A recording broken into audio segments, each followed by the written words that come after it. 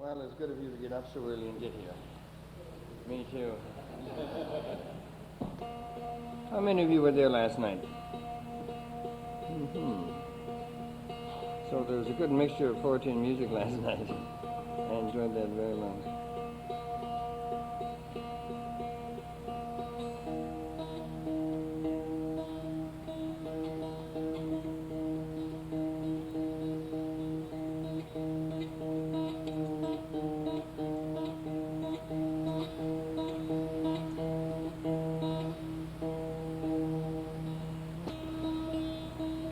I remember one of the times that Ravi Shankar first came to this country.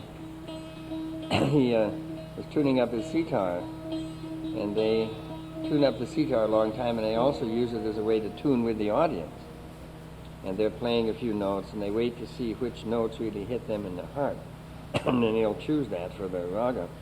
Anyway, so he tuned for about 30 minutes, and the American audience clapped and thought that was a concert. And he told this many times when he went back to India. The stupid Americans. So these are for early morning poems. Well, I thought that what I would do is just read you a group of poems that I've just finished on the grounds that such poems haven't been published yet. It's before the dawn, right? So that's what we'll do. But I do have one early morning poem, which is an old one I wrote.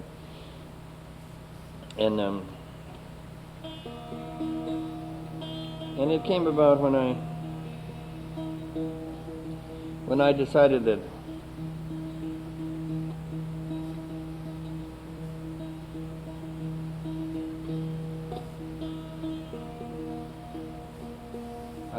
I wanted to spend my life writing poetry when I was in college, and it came about when I was studying a single Yeats poem and realized how much there was in that poem, how many things you could put into a poem: your mythology, your religion, your opinions, your life, all of that.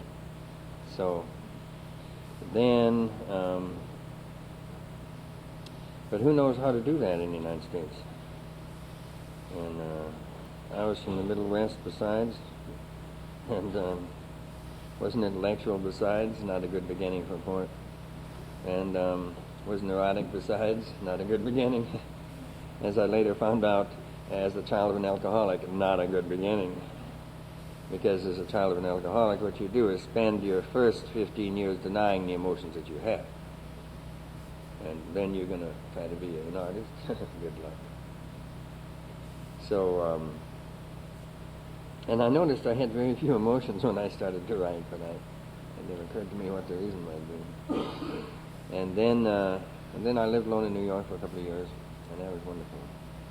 I had even fewer, living completely alone. But what few I had expanded beautifully. And so I liked that a lot. And then I went to the Middle West, and by that time I decided that I probably would never be a writer, would never be a poet, probably would never publish a book. And I was content to read Rilke for the rest of my life. I figured I'd end up as a kind of bag man in New York, carrying my Rilke around in a little bag. And actually it felt all right. It felt pretty good.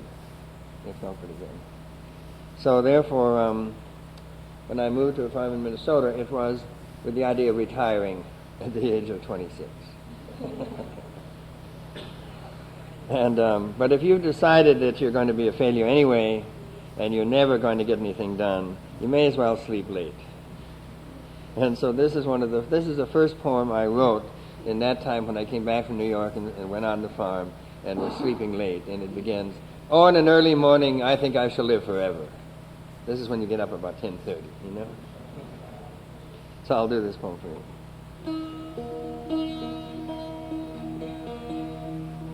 This thing is strange. Oh, in an early morning, I think I shall live forever. I am wrapped in my joyful flesh as the grass is wrapped in its clouds of green. Here's that in the thing. Oh, in an early morning, I think I shall live forever. tell you another story about that. That line, since I remember it. Gary Snyder and I were in El Paso one time in the early 60s giving a reading together for the Society for the Protection of Culture in El Paso. And it turned out to be about 15 married couples who were sick of watching television. And they rented an old Baptist church and invited Gary and me to come in and give them. So we did. And so we were there reading away. And there's a very beautiful woman in the audience. Man, I could see her immediately. Beautiful creature. Very intelligent looking, too. And at the end, she came up towards me, and I thought, oh, this is good. And then she said to me, "You're reading your poems all wrong." I said, oh, yeah, well, thank you very much. What's wrong with them? And she said, "You're reading your lines as if you wrote them in a unit. Oh, in an early morning, I think I shall live forever." I said, "What's the matter with that?" She said, "You didn't write them that way. You wrote them in like, oh, in an early morning, I think." That's different. "I will live forever." And she said, there's about 4 emotions in there. But once you get the thing down on paper, then your ego scans from the beginning of the line to the end, and it's one unit. So I said, "What do I do?" She said, "You practice taking 2 or 3 breaths inside every line." Oh, how do I practice that? She said, "Well, practice reading things you don't know. Practice reading a newspaper. You know, today in Bergen, New Jersey, a man bit a dog." So the surprise has to be in your voice, so to speak, with which you wrote it. That was wonderful advice. I never got better. And she said, if you get better, you can take a breath after every word.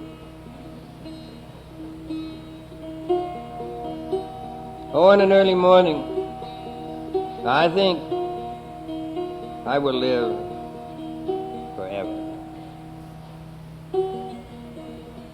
I am wrapped in my joyful flesh as the grass is wrapped in its clouds of green.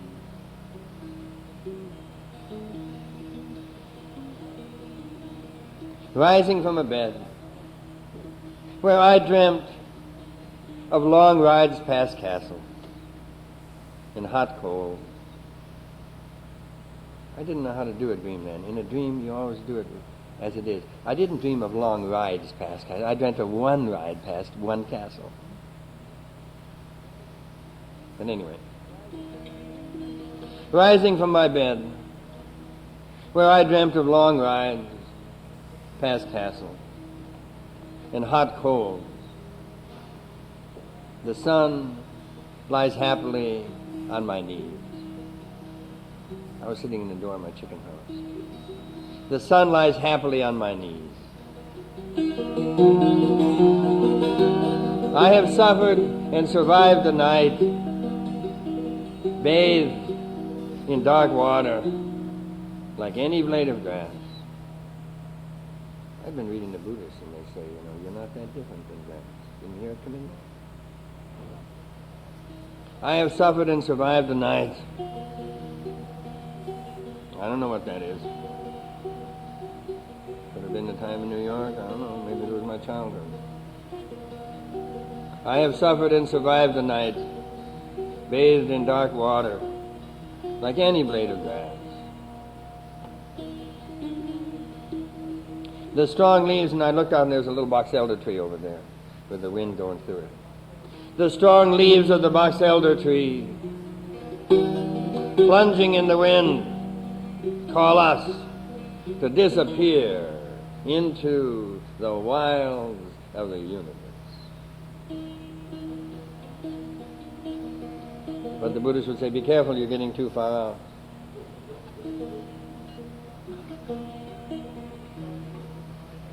The strong leaves of the box elder tree, plunging in the wind, call us to disappear into the wilds of the universe, where we shall sit at the foot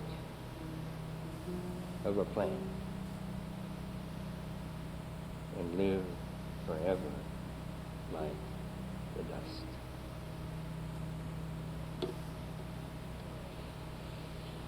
So And I'd been reading the Buddhists, and they say things like that, you know. You know, you Westerners are a little crazy.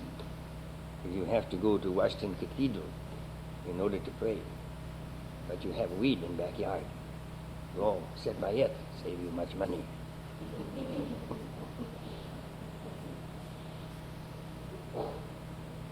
And after you've been in the university for 4 years, you're already insane.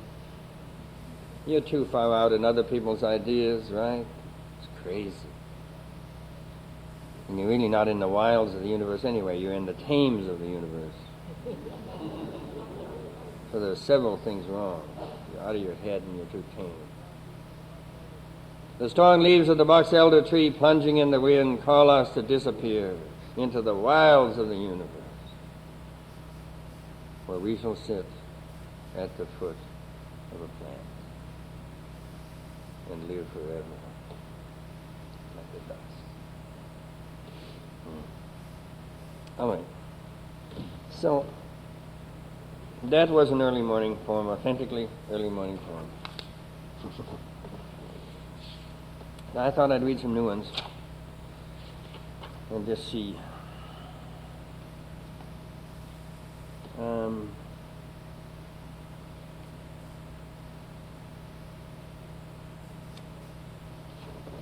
Sharon Olds and I are both children of alcoholics. And, well, there's lots of them. How many in this room have an alcoholic parent? Mm-hmm. I was about 50 probably before, 45, 48, before I was willing to say that. I remember I did it I was living in Madison, Minnesota, and there's a little university about 40 miles away. And so I went there one night giving a reading, and I said something like, I'm a child of an alcoholic, which means that you have a heavy denial system. That's a part of the whole thing. How many of you here have an alcoholic parent? There's about 250 people, about 6 raised their hand. I said, are you kidding? This is Western Minnesota. Who are you kidding? But they were still in denial, so they didn't raise their hand. It was great. And about 3 women came up to me afterwards and said, they thanked me for that, and just said, I am a child of alcohol. I didn't raise my hand. But no men came up. They slunk out.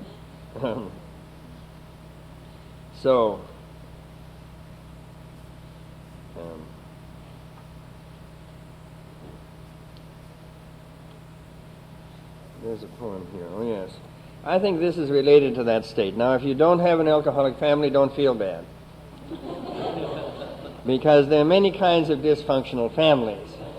And Ann Wilson Schaaf, in her recent book called The Addictive Society, added up the number of dysfunctional families in the United States. It came to 102%. So I think if you'll just translate it into your family, we'll do okay here. And the problem in dysfunctional families is that things are not said. That's one of the problems. Another one, of course, that's very strong is that as a child, your parents steal your childhood. They're not satisfied with having one. They have to have yours too. And you end up taking care of them when you're young. You understand what that would be like? That's called stealing your childhood. So that's a problem. And you're hired to be a liar for your family. That's another problem, especially severe if you want to write poetry later, since you've been praised for lying about your family. Is this clear? How is it at home? Oh, very nice. Yes, wonderful. We have a new stove.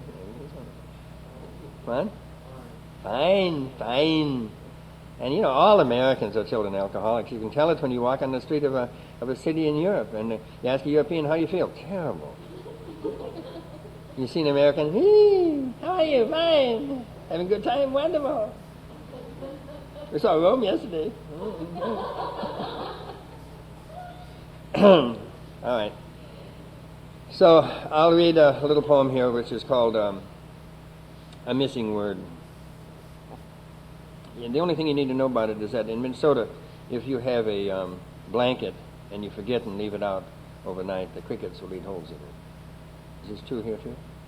No. Well, we have different kinds of... We have blanket-loving crickets in Minnesota. It's called A Missing Word. After brooding a while over my childishness, I notice holes the crickets have eaten in the blanket. A man and a woman stretched out asleep will find the cold slipping in through those holes. What we do not choose to see enters during the night. When it arrives, it frightens the red-haired woman who brings her gray-haired lover to the emergency door. And at the funeral, we say, how could we have missed it? Men and women build a house and live there, and the roof falls if they let a single board go. What we do not care to say fills the mouth if we fail to say a certain essential word. That's a sad poem, isn't it? I'll give it to you once more.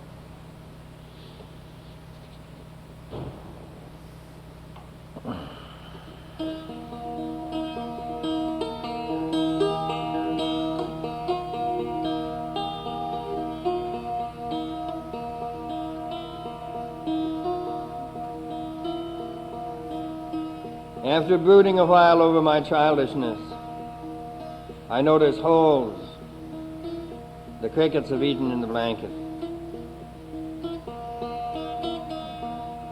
A man and a woman stretched out asleep will feel the cold slipping in through those holes.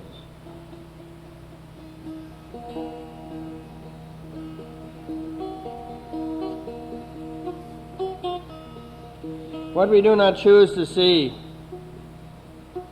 or what we are unable to see, enters during the night. And it frightens the red-haired woman who brings her gray-haired lover to the emergency door.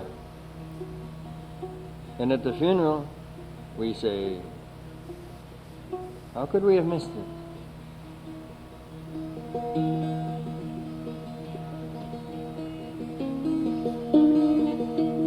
Men and women build a house and live there, and the roof falls if they let a single board go. What we do not choose to speak fills the mouth when we fail to say a certain essential word.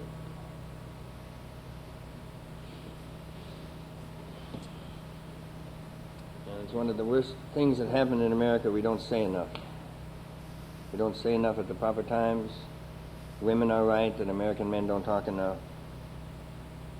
Because women's brains are different than men's brains.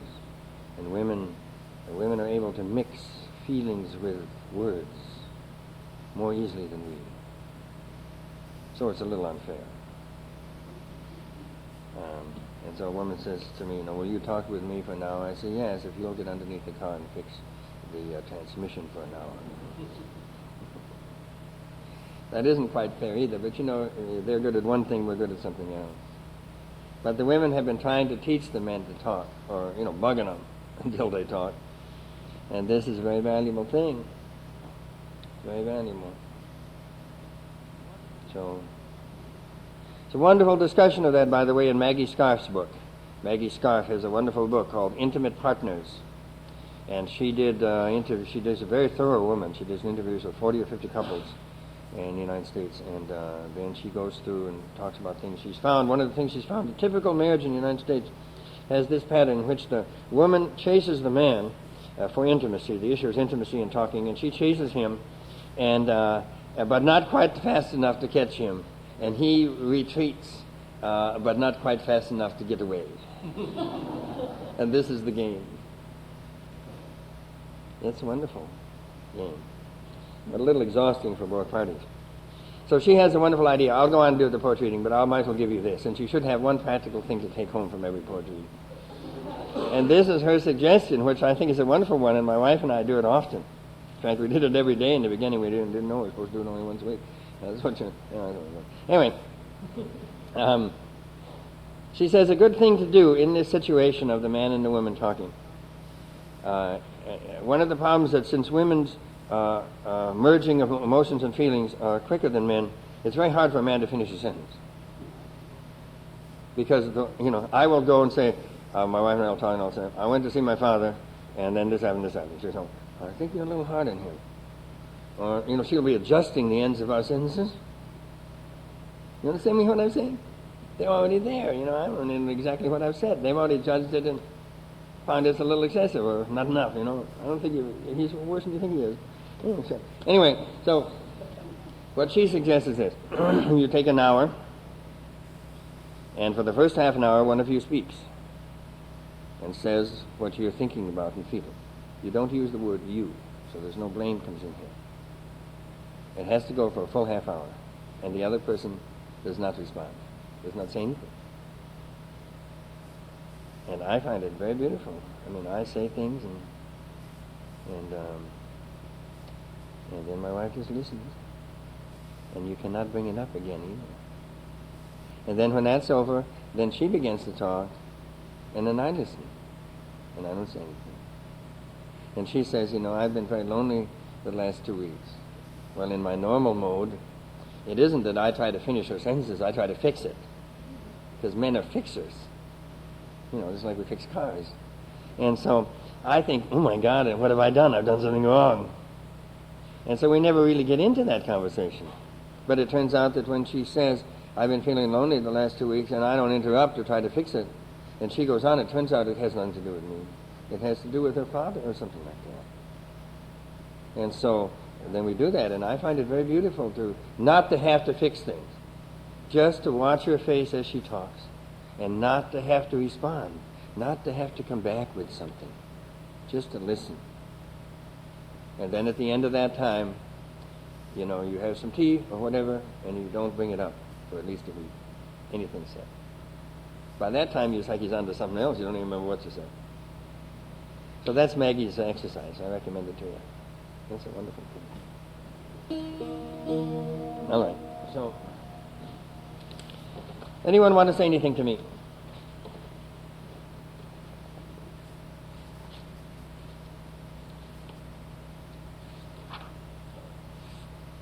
I'll read you a poem about written myself. It's called Snowfall at the Lake.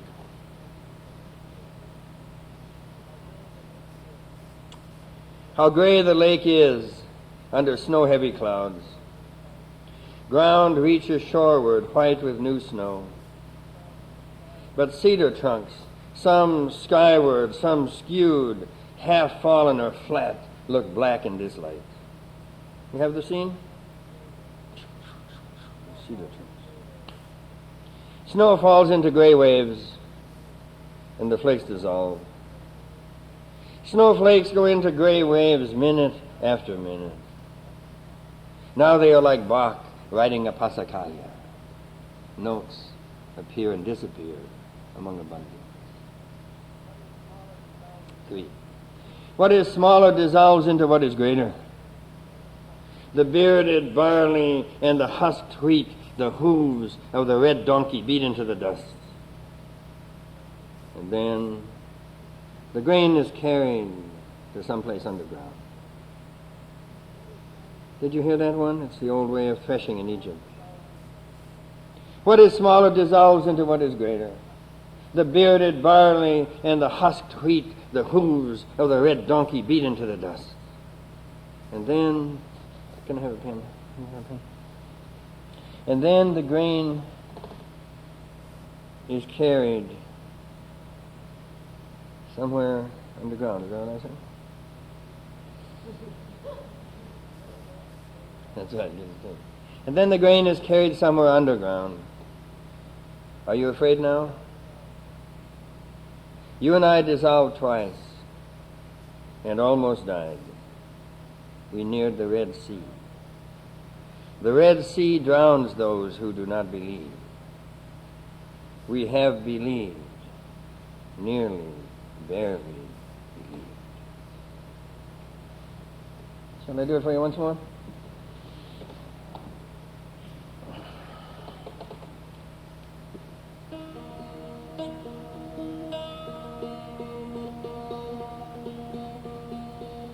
Come in.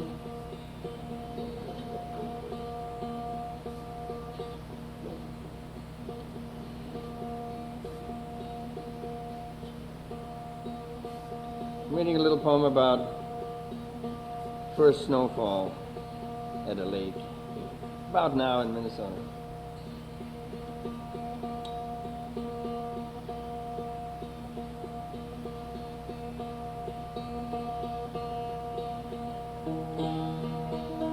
How gray the lake is under snow-heavy clouds. Ground reaches shoreward, white with new snow.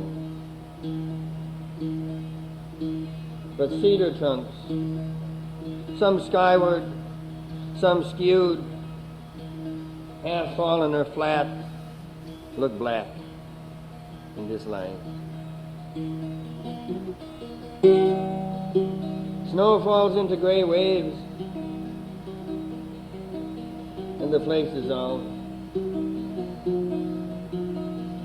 Snowflakes go into gray waves, minute by minute.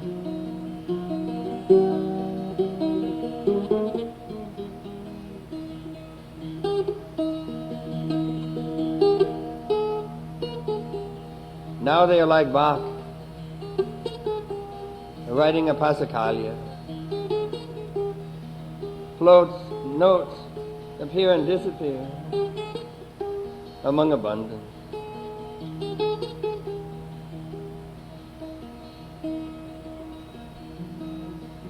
What is smaller dissolves into what is greater.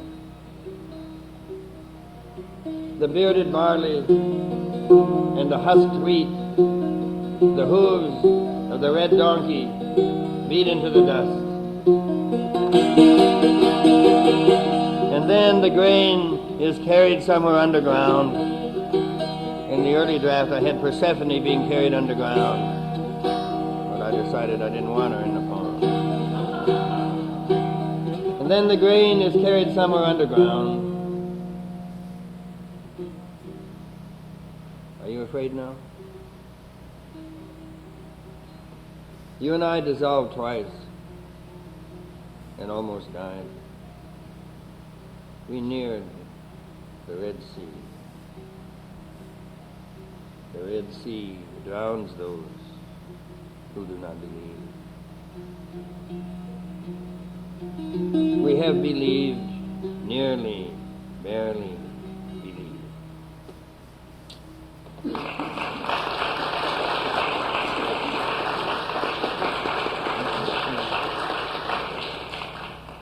I've been teaching Blake lately. I did a little seminar in Kirkwood, Pennsylvania on Blake in August, and I did this poem, but he must be in my mind, because I was surprised to find in Blake when I went back over him things like, if the sun and moon should doubt, they'd immediately go out. If the sun and moon should doubt, they'd immediately go out. And then I found Northrop Frye has a great book on Blake. It's called Fearful Symmetry. It's the only great book on Blake's ideas. Staggering. And in it he says, you see, Blake did not believe that we had a correspondence with the animal world, and the natural world. No. He believed that the human mind was so powerful that everything in the animal world is a reflection or comes out of the human mind in a way. So he says, well, human beings are not nature's baron. Sierra Club hasn't got quite that far yet. But here's one of the wildest little things that Northrop Frye was able to talk about, which I'd never understood. The bat that flits at close of eve has left the brain that won't believe. I thought it was a simile. Frye says it's not a simile. The bat is literally the part of the human brain that won't believe. It prefers the dark. Wow, that's a wild idea. The bat has to be in the world because the human beings don't believe. There's a part of them that they don't believe. And so my cabin in northern Minnesota, by the way, has about 60 bats in the walls.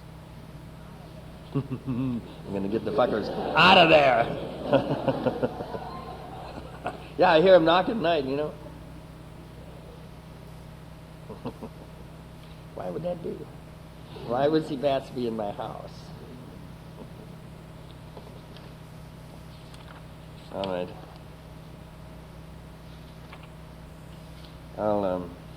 Here's a little poem that I haven't published.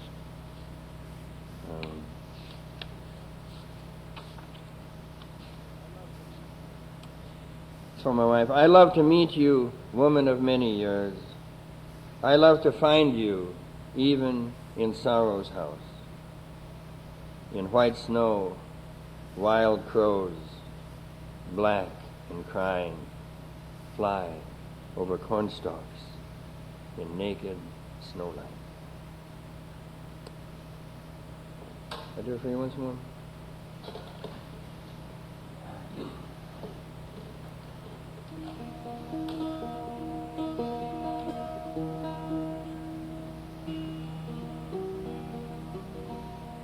Been a lot of grief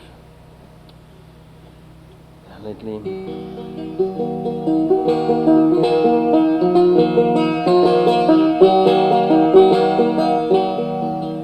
I love to meet you,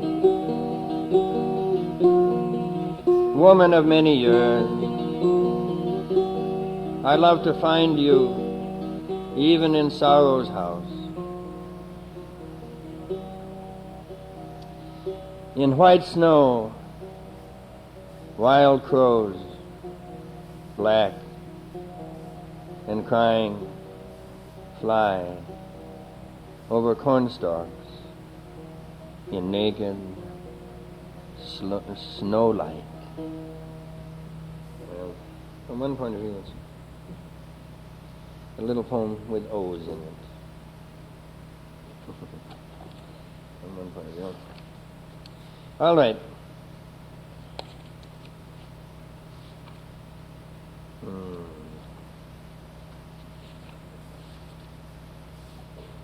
I'll do a poem for my father.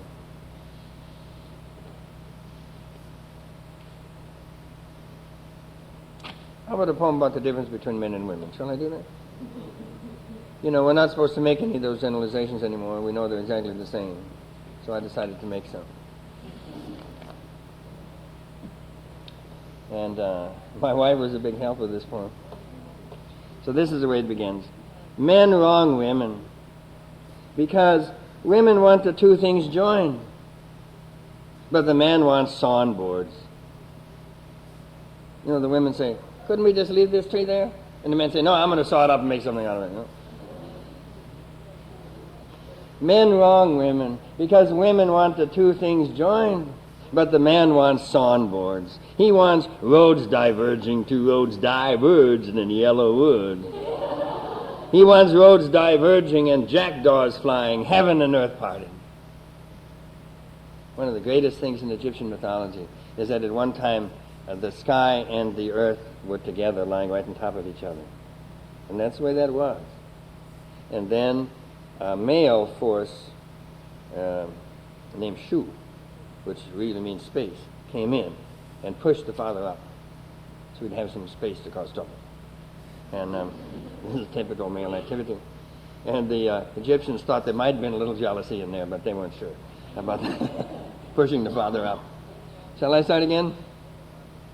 Men wrong women because women want the two things joined, but the man wants sawn boards. He wants roads diverging and jackdaws flying, heaven and earth parted. Women wrong men because a woman wants doves returning at dusk. Claws folded. My wife said, that's pretty good. And then I had, and eagle wings descending. She said, no, women don't want that. So I had to rewrite that line. Okay. Women wrong men because a woman wants doves returning at dusk. That's an old image of Sappho. Because a woman wants doves returning at dusk, cloths folding, and giants sitting down at table. It's better. And, the women are interested in actually civilizing giants, you know. And the men say, why not just leave them out there, we'll kill them later. You know? That's our idea, you know. So it's 2 points of view. Women wrong men, or then I ended it with saying, a man wants an eternal river, and a woman wants a river that makes its own way to the ocean. So I said, how's that sound? And she said, well, what is an eternal river? And I said, well, I don't know, an eternal river is some kind of river, it's made out of gold, and suddenly it stops, and it's great, and men love that. She said, women like that too. So I had to rewrite those lines. Okay, so I'll do the whole thing again, shall I? Come and sit down.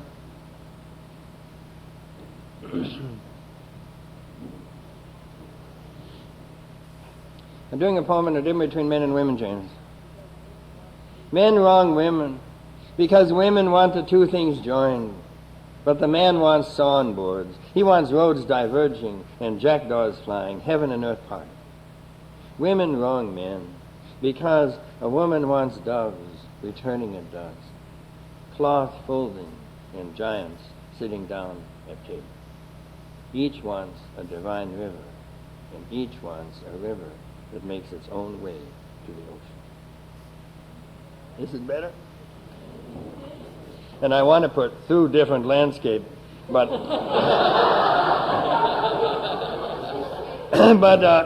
this is an 85-syllable poem, and I've already used up all my syllables, so that's that.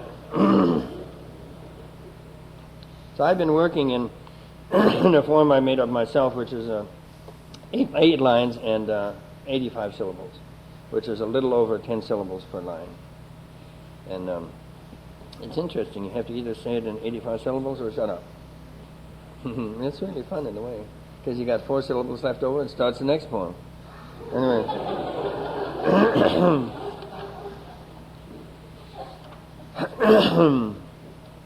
All right, I'll read you this one. This is a poem about my father and myself.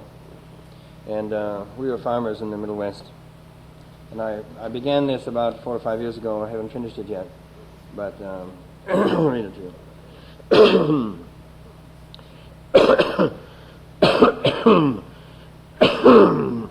Anyone have a little lozenge or anything? Now we're going to get 6 lozenges. A glass of water, but there's never water in the church. Have you noticed? Thank you very much. Huh? Yes, that's right. I said there's no water in the church, and he said, well, maybe change it to something else. Oh, thank you. If Gary Snyder were here, he'd have water too. Just like this. Huh? I think he gave this little one 2 years ago. Were any of you here when Gary gave his 2 years ago? I'll just leave it here. Thank you. My father and I swim a mile or two apart in a cold sea. I think it's too far apart.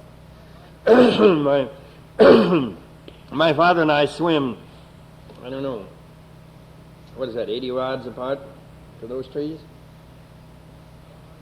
How would you describe that?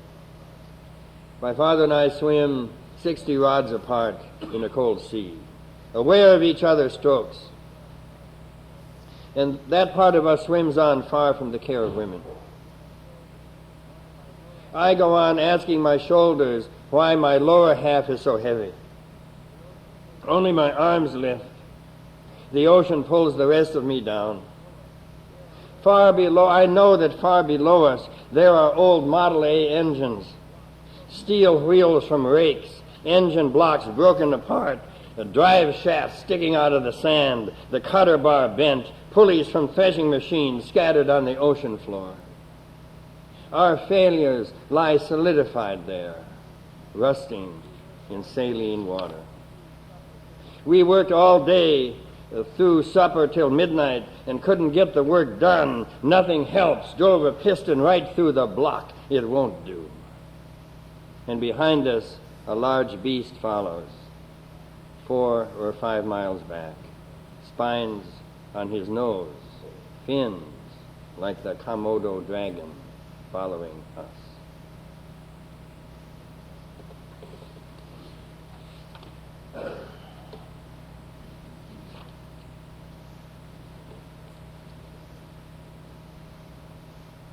And I had a dream a few months ago. about him. And those of you who raised your hand will understand this poem. Are you ready? Come in.